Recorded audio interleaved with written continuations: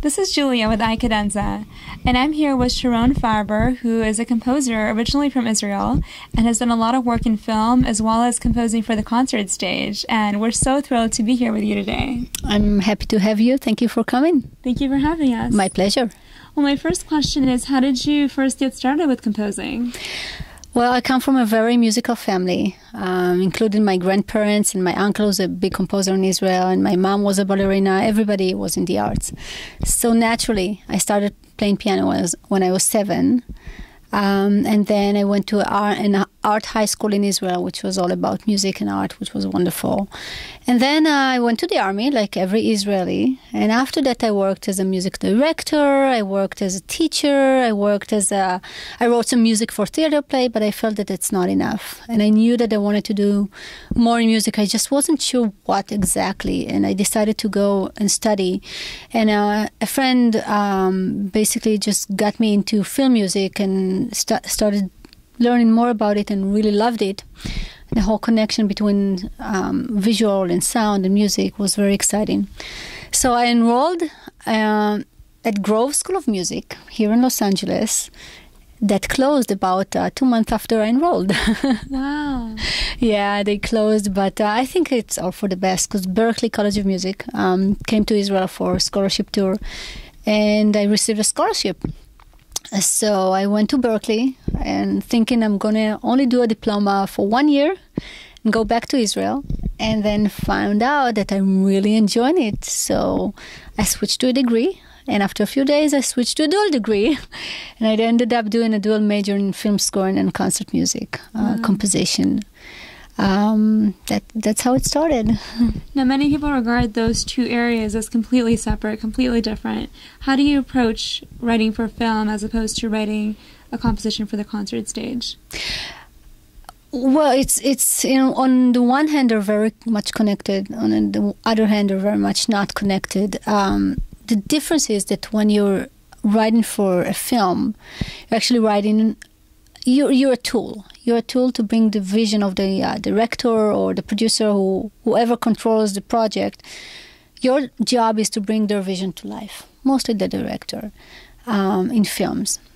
And when you're doing concert music, you are the director of your own project. So you're completely free to do whatever you want. Even if you work on a commission, so they can say, well, we would like to maybe...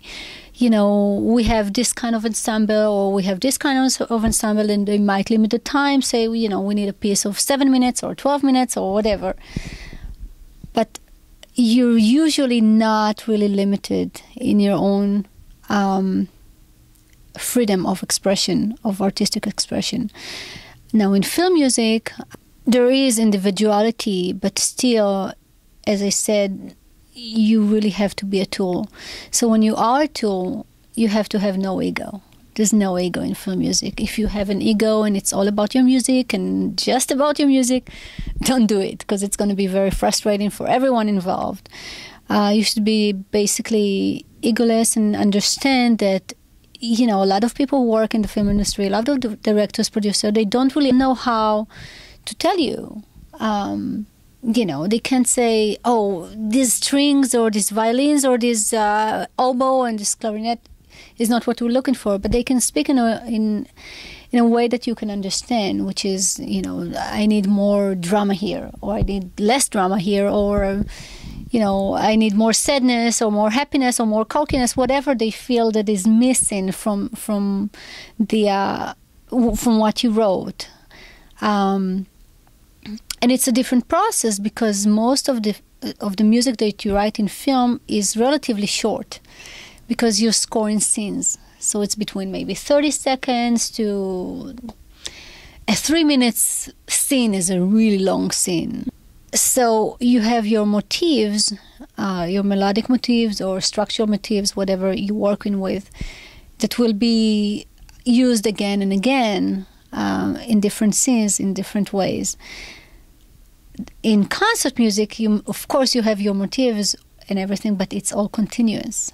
So you have to have the skills to develop your motifs in a way that will be continuous and gradually lead to something. Because in films, there's the visual on the screen to give you this extra power, I guess, to take what you do and make it even bigger or smaller or whatever is needed. But here it's all your imagination. It's whatever in you and how you use it and how you develop it.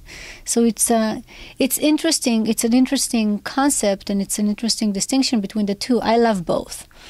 You're also talking about how important it is to go after opportunities, but also to be detached enough to not be so wanting them so badly and being afraid that you won't get them. Can you talk about that and yes, how you approach that?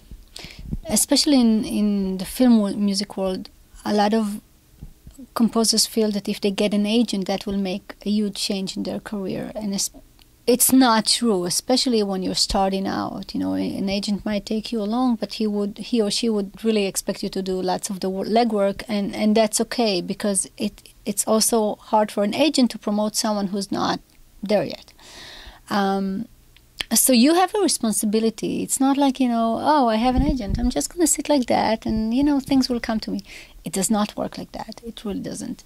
You have to be proactive and assertive. But on the other hand, there's a fine line between being assertive and being extremely pushy and needy, because people feel your energy. And when you're in need all the time, I need that, I need it, I don't know if, what I'm going to do if I don't get this film or this project.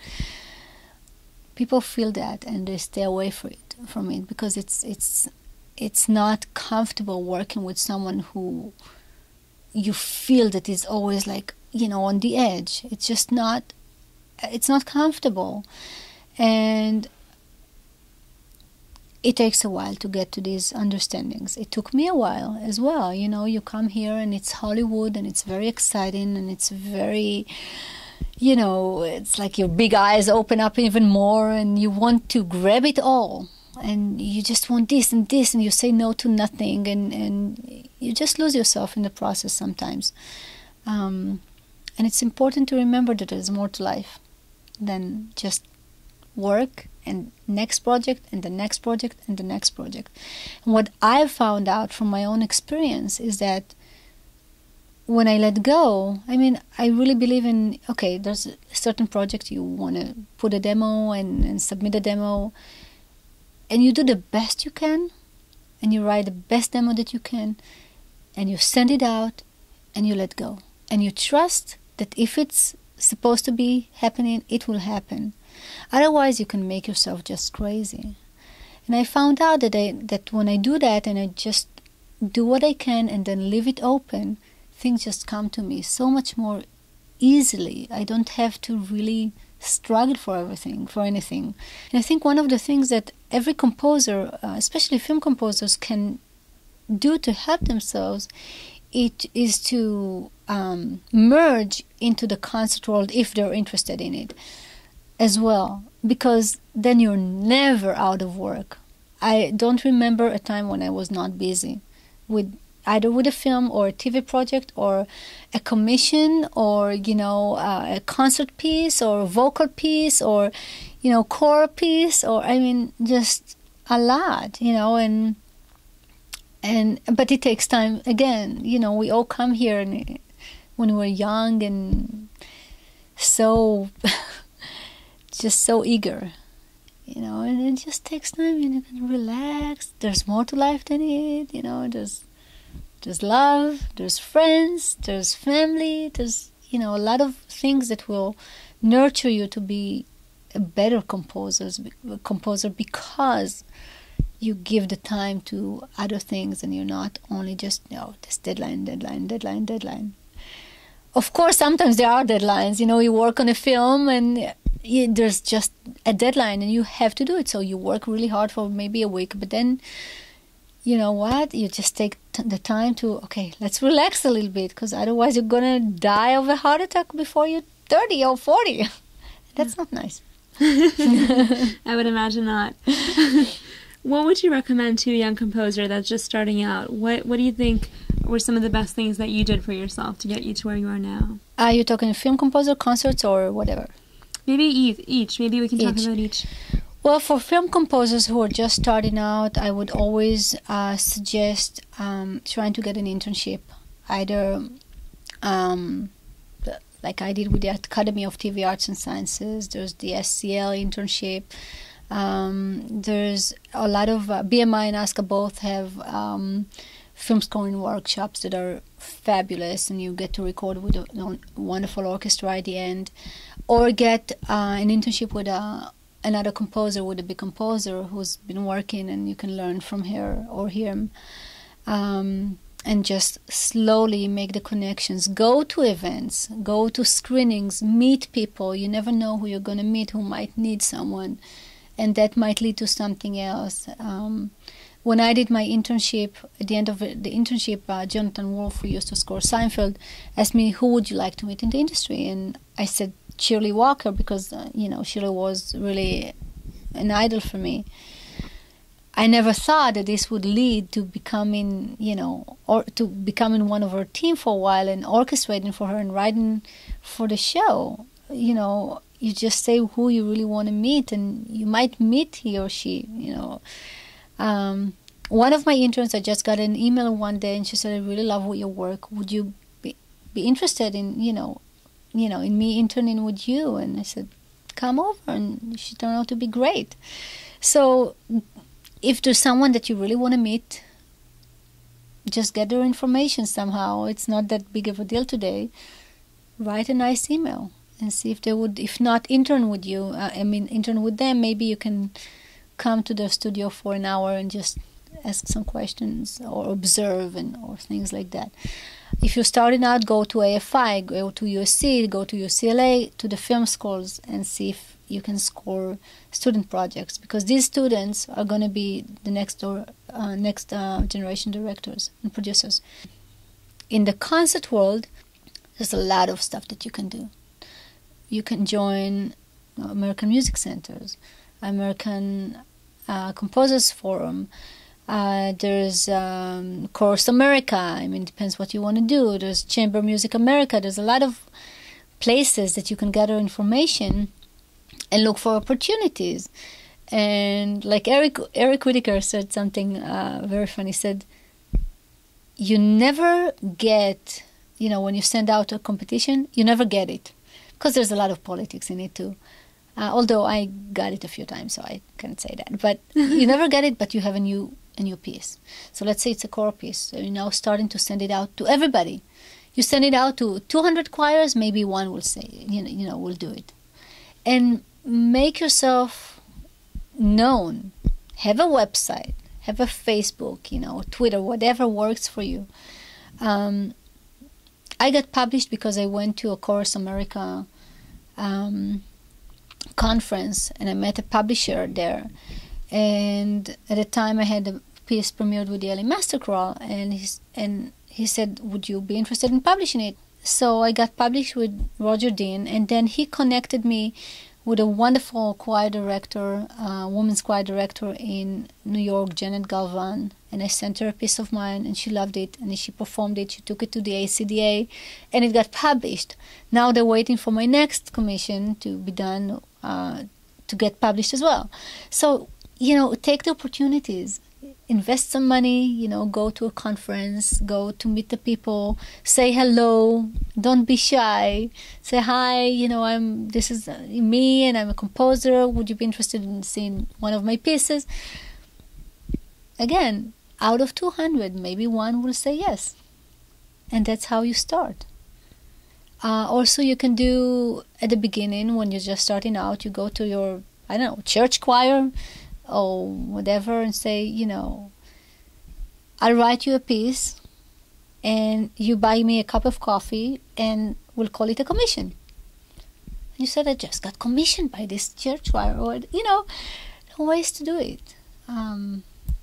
Most important thing is just to be positive and not get completely down when things don't go the way you want, because it never goes the way you want it to, And don't be stressed out about it. Just, I also don't believe in writing for the drawer.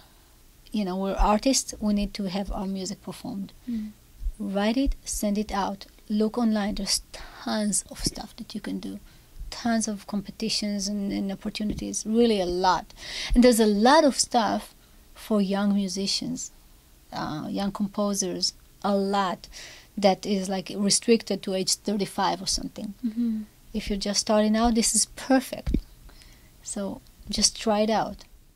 One of the things that really sets you apart as a composer in terms of your style is your Middle Eastern Mm-hmm. influence in your music, and you are really open to using different and non-traditional instrumentation. Yes. How do you approach that, especially with instruments that you may not be as familiar with? You know, every instrument has its own voice, so to speak. How do you work with new instruments that you don't know as well? Well, first, I come from a very respectful place for the player, because he or she will always know more about the instrument that they play than I would. I mean, it's like, you know, someone plays violins, but a little bit of piano, I will know more about piano. But, you know, if you take something like the ney flute, it has such an amazing quality. And there's no point in me really writing every note unless it's really necessary for the musician. So many times I will let them improvise around the melodies that I'm looking for, and usually they come up with some great stuff. Or someone who plays dumbek, or dumbek, it's a Middle Eastern hand drum, also called darbuka. I mean, I can write the basic rhythm, but what the player can do inside is so much more exciting than what I would write. So, for example, I was commissioned in 2004 to write a piece that was looking for unity between people and oneness of God and things like that. So I decided to do that. I decided to represent the three major faiths with influences of each. I love this whole combination of Middle Eastern, or not even Middle Eastern, East and West, whatever, you know, Middle East or Far East. I just think that music can really bridge between faith, between people. I think our governments probably can't, but we as people can, and especially musicians. They're like, it's a different, I don't know, just different kind of people that we get along through music. You know, we don't care about all the politics and all the hatred that is there in the world for, you know, for what, really? For territory, for religion, for what, you know? I don't think anyone really knows in the end. But music is such a cultural construct. Exactly. And, you know, you can get a group of 20 people from all over the world that don't understand one word from, you know, what the other is saying. And they will just be friends, and they will just play together so harmonically, because music is what connects us all. It's inside, it's in our soul. What are your main influences, would you say? Because I know you also do some work at the Temple of the Arts here in Beverly Hills, and other religious music. Do you feel like that influences you, and what else influences you? That's an interesting question, because I grew up on classical music. And, you know, for years, that's what I did, classical music. Although you know, when you grow up in a certain place, you will be influenced. You listen to the radio, so there's, you know, pop influences, and in my case, Middle Eastern influences. And but the whole religious music thing, or sacred music thing, actually started for me when I joined Temple of the Arts. Because when you live in Israel, you take your Judaism for granted, and, you know, I was not involved in any religious music at all. And when I took this position, I started really getting to my roots as you know, as a musician in a Jewish world, and what the text says. And luckily, because I'm from Israel, Hebrew is my first language, and I can understand all the beautiful biblical texts without any problem. So it speaks to me in a way that it might not speak to someone who doesn't understand. You know, it's like I don't speak French, so, you know, I can there's a difference between understanding the general idea of a sentence, or really understanding every word and the meaning of it and the root of it. So I think that is something that just started growing for me, and luckily I joined the temple as a music director that is really unique, because Temple of the Arts is a unique temple, the emphasis on the art and music, and I get so much freedom to explore what I can explore. with Rabbi Baron, who's really wonderful in giving me the tools, like a wonderful choir for the high holidays, all professional people, and a string quartet, and things that don't always exist in other temples. So when you get the best of the best, you're right for the best of the best. And it's been a pleasure, because I was hesitant at the beginning to take the job. You know, I didn't want people to think that I'm only a pianist or a accompanist or something like that.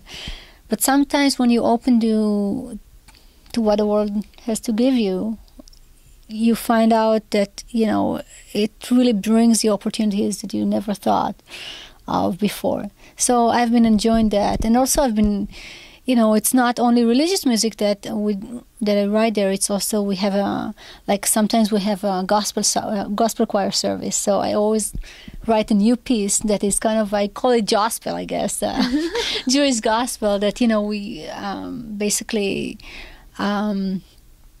collaborate with a gospel choir, and I usually write a new song for our fabulous cantor Alicia Pierce, and together we're creating something new, which is very not religious music. It's gospel music. It's full of life. It's, you know, it's very nice. So I love that too. It's beautiful. Yeah, and you know, I think we all are influences of so many things. You know, when I came to Berkeley, I got more involved in film music and in concert music and in world music and in jazz, and everything together makes you who you are as an artist, which I think is one of the most important things to remember as an artist, that you do have your own individual voice. Because a lot of, especially young film composers, they try to be like this composer and this composer, and I can write like John Williams. Well, we already have one John Williams. We don't need another one. We need, you know, your own voice. It's hard to do sometimes because of temp music that we use today. With directors use temp music in films, which is temporary music to replace until the scoring stage. And then many times they hear it so much that they fall in love with that, and they want something like it. But I think you can still have your own voice, although it's more demanding. And especially in concert music, you should have your own voice and not be afraid of being, if you're a melodic composer, be a melodic composer. You know, if you're a tonal composer, it's okay to have tonality. It's beautiful, you know. And if you feel like, you know, extreme, you know, modern music is your thing, it's fine too. Just believe in who you are and just do what you feel is right from your gut, you know, not just because someone told you to. Well, speaking of that, being a woman, you also write a lot of work for women's choirs and for women, of course. And we were talking before the interview a little bit about the difficulty of pursuing this career, especially in film, on the film side of things, being a woman. Can you speak to that a little bit? Well, it's an interesting thing. It's not necessarily that that there's chauvinism. I think it's just a matter of energy.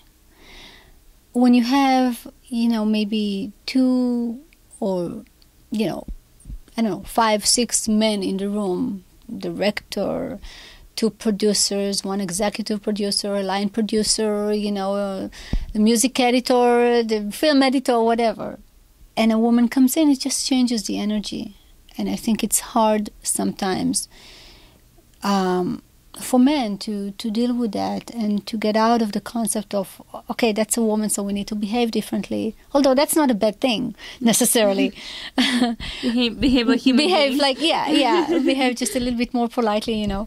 But I think I would love to make the new generation of film directors, filmmakers, film producers understand that really there's no difference in the talent level or the skill level of a man or woman.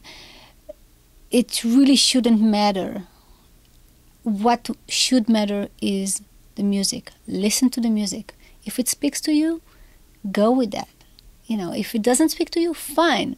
But don't judge based on gender, because that's really wrong. You know, it's just part of the evolution, I hope, of that business as well. I mean, there are a lot of people that are open and okay, and they don't really care whatsoever if you're a man or a woman, and they really don't care. But some do, so you just find the people who you work with, who you feel comfortable working with, and they feel comfortable working with. I mean, I have a few films coming up. They're all directed and produced by men. Oh, actually, no. I take it back. 2 of them are. One is produced by a woman, but and they don't care. They just don't care. They're completely. They like my music, and that's what's important for them. So I think it's just a matter of. I'm hoping that I think it's evolving. At this point, I just take it as it is, and you do what you need in order to go forward. That's what I do, because there's no point in, sometimes you just don't get a film because it doesn't matter if you're a woman or a man. You wouldn't get it even if you're a man, because previous relationship of the director with a certain composer, which is fine. I think loyalty in these cases is beautiful. I want my directors to always come back to me. So as long as it's, just based on fairness, it's fine. But, it is what it is. It's an evolving thing. And we'll just be patient. That's all. So you never know. Be open to everything, because one thing leads to the other. And as long as you do your best on every project, even if it's a small, tiny project or a huge project, always do your best. Things will happen, I think. Well, so much is happening for you in the next few months. Can you talk about some of the upcoming work that you're doing? Yes, right now I'm doing an interesting project for a wonderful Israeli singer named Chedva Amrani. This is something that I don't usually do, because it's mostly pop music, but there's a lot of ethnicity into it. So we decided to have 12 people on stage, including a string quartet, a rhythm section, a flamenco guitar, a bouzouki, and oud, which are all Middle Eastern instruments, doumbek, darbuka, and regular percussion. I mean, lots of different things. And I think it's going to be a wonderful event, because it's so unique and so diverse. So I'm working on that. And then I'm doing a project for a music library in London. And then I'm doing a commission for the Orange County Women's Choir, and then I'm doing also big scale, really big scale work for a wonderful choir in Israel. And then I have about 2 or 3 films coming up. And who knows? I can't even think about all the things, and we'll probably go again to New York with this piece Ashkenaz that I told you about before. And now I got a request to do a seminar 6 times in the University of Santa Cruz about new Israeli voices in Jewish music. Wow. Something that never, so there's a lot of things always happening. There's always new things. Oh, and I got commissioned by an orchestra in Israel to write a double piano concerto, 2 pianos and orchestra, based on the music I did for a film called When Nietzsche Wept. So that's exciting too. So I don't know. It's incredible. It's wonderful. An incredible lineup. It's really wonderful. I'm very, very blessed. It's just, I love small pieces. I love chamber ensembles. I love individual voices. I love choral music. I love, orchestral music, huge huge choir. I mean, the LA Massacre premiered my piece with 120 singers. It was just an unbelievable experience. So, I love it all. I'm open to all kinds of influences. Sting is one of my, Really? I love Sting. And I think Christina Aguilera is an amazing singer, for example. Kelly Clarkson, I love Kelly Clarkson. There's a lot of talented people. And Adam Lambert, who I worked with before a few times, is just an amazing talent. So, the pop side is also something that, I like. So whatever comes, That's wonderful. We can't wait to see what comes next for you. Well, thank you, and good luck. I think you're doing a wonderful thing for young artists, and I hope that they will just be comfortable enough in their own skin to grow as artists, their individual, and have their individual voices. But you're doing a wonderful thing for them, and I wish you all the luck in the world too. Thank you so much. My pleasure, and thank you for being here. Thank you. Thank you for having us. Bye.